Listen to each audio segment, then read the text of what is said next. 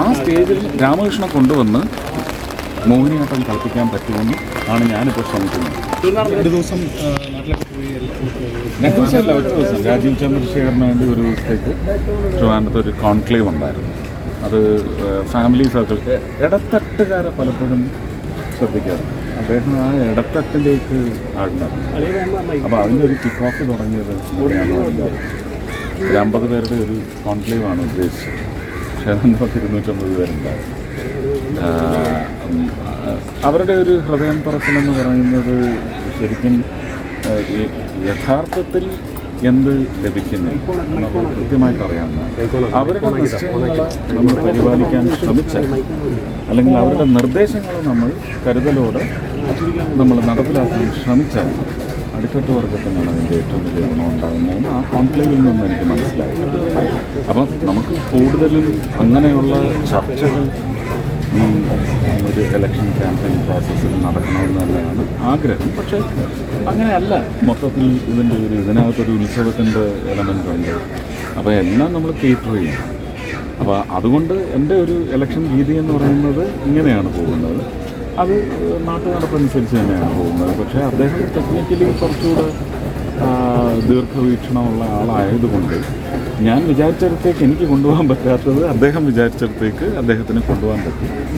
ആ പരിപാടി ഓർഗനൈസ് ചെയ്ത് എൻ്റെ വൈഫിൻ്റെ ചേച്ചി അമേരിക്കയിൽ നിന്ന് വന്നൊരു വർഷം. കാരണം ഒരു 100-200 മേലെ ആൾക്കാരുണ്ടായിരുന്നു. അവർ പറഞ്ഞ വിഷയങ്ങളെല്ലാം വളരെ അതിനകത്ത് കേരളം എന്ന് പറയുന്ന ഫോക്കസ് വേണമെന്ന് പറഞ്ഞാണ് ഞാൻ തൃശ്ശൂർ എന്ന് പറഞ്ഞാൽ കേരളം എന്ന് പറയുന്ന വികസനത്തിൻ്റെ കാര്യത്തിൽ കേരളം എന്ന് പറയുന്ന ഒരു ഫോക്കസ് വന്ന് ഏതൊക്കെ പ്രദേശങ്ങളാണ് താഴ്ന്നു കിടക്കുന്നത്, അത് നമ്മുടെ ഇക്കണോമിക് ഇൻഡെക്സ് ആയാലും ശരി തന്നെ, ഹെൽത്ത് ഇൻഡെക്സ് ആയാലും ശരി തന്നെ, എവിടെയൊക്കെയാണ് അപ്പോൾ എയിംസ് എവിടെ വരണം എന്ന് പറയുന്നതിന് പ്രാദേശികമായ സ്വാർത്ഥമായ വിചാരം പാടില്ല. കേരളത്തിൽ എവിടെ വേണം എന്നുള്ളത് മലയാളികൾ തീരുമാനിക്കും.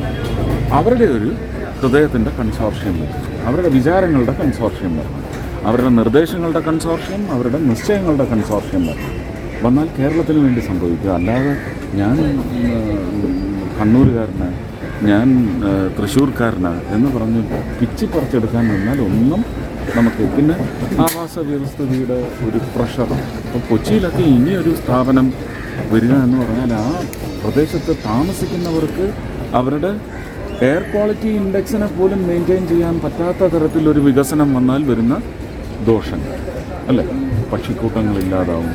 അങ്ങനെ വരുമ്പം ജേംസിൻ്റെയും വേംസിൻ്റെയും ഒക്കെ അധികരണം ഉണ്ടാകും. എല്ലാം ഒരു ബാലൻസിൽ കൊണ്ടുപോകേണ്ട കാര്യം. അപ്പോൾ വികസനം എന്ന് പറയുന്നത് വളരെ താഴ്ന്നു കിടക്കുന്നു. ഇപ്പം ആലപ്പുഴ പോലൊരു പ്രദേശം ഒരു വിമോചന സമര കാലഘട്ടത്തിന് ശേഷം പൊന്തിയിട്ടില്ല. ബ്രിട്ടീഷുകാരുടെ കാലഘട്ടത്തിൽ പോലും കിഴക്കിൻ്റെ വെനീസ് എന്നൊക്കെ പറഞ്ഞിട്ട് നമ്മൾ എന്തെല്ലാം പ്രകീർത്തനമായിരുന്നു.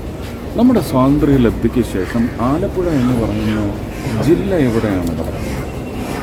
കൊല്ലത്തിൻ്റെ ചില ഭാഗങ്ങൾ, ഇപ്പോൾ കായംകുളം എന്ന് പറയുന്ന ആലപ്പുഴ ജില്ലയാണെങ്കിലും ഞങ്ങൾ കൊല്ലംകാർക്കത് കൊല്ലം പോലെ തന്നെയാണ്. അങ്ങനെയുള്ള പ്രദേശങ്ങളടക്കം കഴിഞ്ഞ ഒരു 40 വർഷമായിട്ടെങ്കിലും ഏത് ലെവലിലാണ് കിടക്കുന്നത്?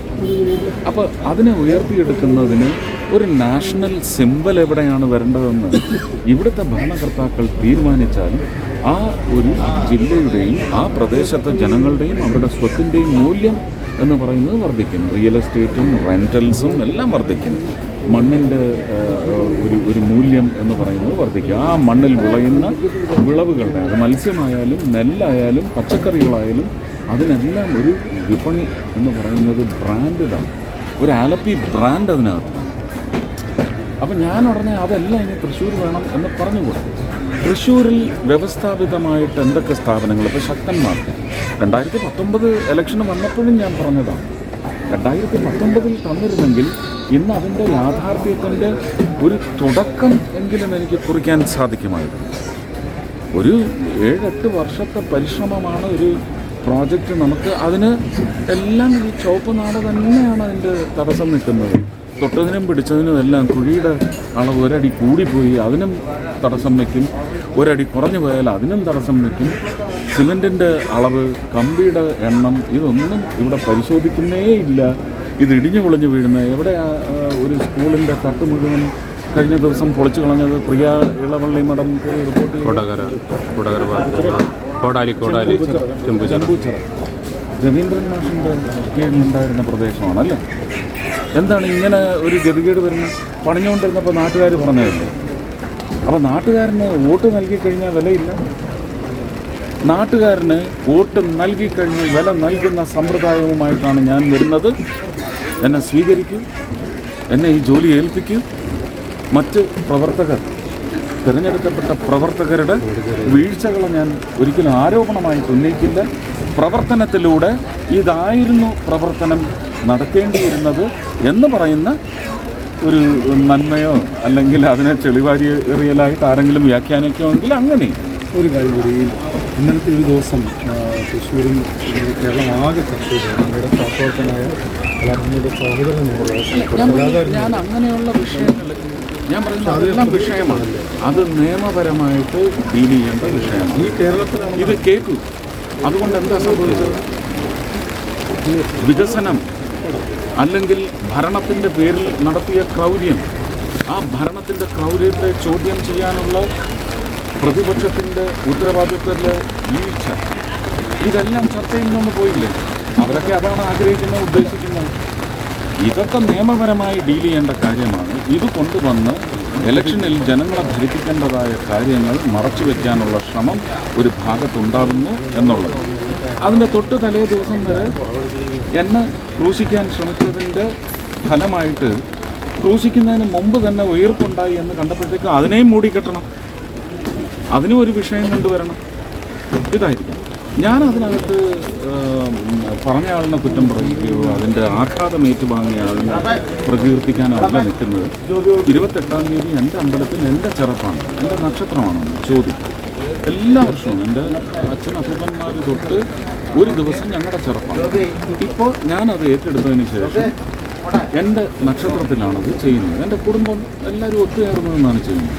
അവിടെ ഇപ്പം പരിപാടികളൊന്നും അങ്ങനെ നടക്കാറില്ല. 41 ദിവസം 1, 2, 3 സ്റ്റേജ് പ്രോഗ്രാംസ് നടത്തിയിരുന്നു. അവിടുത്തെ സിനിമാസ്കോപ്പ് സ്റ്റേജ് ആദ്യമായിട്ട് കേരളത്തിൽ വരുന്നത് അവിടെയാണ്. അതെൻ്റെ അച്ഛനാണ് അത് നിർമ്മിച്ചത്. അതിൻ്റെ ബേസിക് സ്റ്റേജ് എന്ന് പറയുന്നത് സാധാരണ സ്റ്റേജ് അതെൻ്റെ അപ്പൂപ്പനാണ് നിർമ്മിച്ചത്. ആ സ്റ്റേജിൽ രാമകൃഷ്ണനെ കൊണ്ടുവന്ന് മോഹിനിയാട്ടം കളിപ്പിക്കാൻ പറ്റുമെന്ന് ആണ് ഞാനിപ്പോൾ ശ്രമിക്കുന്നത്. അദ്ദേഹം അന്ന് അവൈലബിൾ ആണെങ്കിൽ, അദ്ദേഹത്തിന് ടീമുണ്ടെങ്കിൽ അവർക്ക് കൊടുക്കേണ്ട ശമ്പളം കൊടുത്തുകൊണ്ട് അത് ചെയ്യിക്കണം. എൻ്റെ നടപടികൾ അങ്ങനെയാണ്. ഞാനതാണ് ആഗ്രഹിക്കുന്നത്. ഇന്നലെ ഒരുപാട് തവണ അദ്ദേഹത്തെ വിളിച്ചു. അല്ലാതെ പബ്ലിക്കായിട്ട് വന്ന് അങ്ങോട്ട് ഇറങ്ങി ഇങ്ങോട്ട് ഇറങ്ങി ആ കളിക്ക് എന്നെ വിളിക്കുന്നു. ഇലക്ഷനിൽ ഞാൻ എൻ്റെ കാര്യം പറയാനാണ് ഉദ്ദേശിക്കുന്നത്. താരതമ്യ പഠനം ഒന്നുമല്ല. പഠനം, ആ പഠനത്തിൻ്റെ ഫലമായിട്ട് എനിക്ക് കിട്ടിയിട്ടുള്ള ഒരു ഇൻഫ്ലക്സ് ഓഫ് മെറ്റീരിയൽ, അത് കരുവന്നൂരായാലും സിദ്ധാർത്ഥായാലും ശരത്ലാലായാലും മുകേഷ് ആയാലും വാളയാറായാലും ഇതെല്ലാം ജനങ്ങളെ ഓർമ്മിപ്പിക്കുന്നു. അത് ഓർമ്മിപ്പിക്കുന്നതിനകത്ത് പ്രയാസമുള്ളവർ ഇങ്ങനെയുള്ള വിഷയങ്ങൾ എടുത്ത് അതിന് പുകമറ സൃഷ്ടിക്കും. ജനങ്ങൾ അതിൽ വഞ്ചിതരാവരുത് എന്ന് എനിക്ക് പറയാം. Okay, thank you.